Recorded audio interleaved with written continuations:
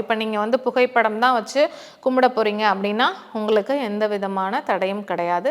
நீங்கள் புகைப்படத்தை சுத்தப்படுத்திட்டு ஒரு மணப்பலகை வச்சு அந்த மணப்பலகையில் மாக்கோலம் போட்டு வாழை இலை போட்டு வாழை இலை மேலே நெல் இல்லைன்னா பச்சரிசி பரப்பி, இல்லை எங்கள்கிட்ட வாழை இலை கிடைக்கல அப்படின்னு சொன்னீங்கன்னா ஒரு தாம்பூலம் வச்சு தாம்பூலத்தில் நெல்லோ இல்லை பச்சரிசியோ பரப்பி அந்த அம்மன் புகைப்படத்தை வச்சு நீங்கள் அம்மனுக்கு மலரால் அலங்காரம் பண்ணி தீப தூபம்லாம் காமிச்சு நெய்வேத்தியம்லாம் ரெடி பண்ணி வச்சு நீங்கள் வழிபாடு பண்ணலாம். இல்லை நான் கலசம் வச்சு தான் வழிபாடு பண்ணுறேன், கலசம் வச்சு தான் பண்ண போகிறேன், கலசம் வைக்கிறதுக்குன்னு அவங்கவுங்களுக்குன்னு ஒரு குடும்ப பாரம்பரியம்னு ஒரு முறை இருக்கும். அதை பின்பற்றுறவங்க தாராளமாக அதையே பின்பற்றலாம். இப்போ நம்மளோட அம்மா அவங்க என்னென்னலாம் போட்டு அலங்காரம் பண்ணணும் அப்படின்னு நினைக்கிறீங்களோ எல்லாத்தையும் போட்டு அலங்காரம் பண்ணி அவங்கள ரெடி பண்ணிடலாம். இப்போ அவங்கள என்ன பண்ணணும்னா இந்த மாலை நேரம் சொன்னோம் இல்லையா, வியாழக்கிழமை, அந்த மாலை நேரத்தில் இந்த அலங்காரம் பண்ண அம்மனை அப்படியே நம்ம வீட்டு வாசலுக்கு கூட்டிகிட்டு போகணும்.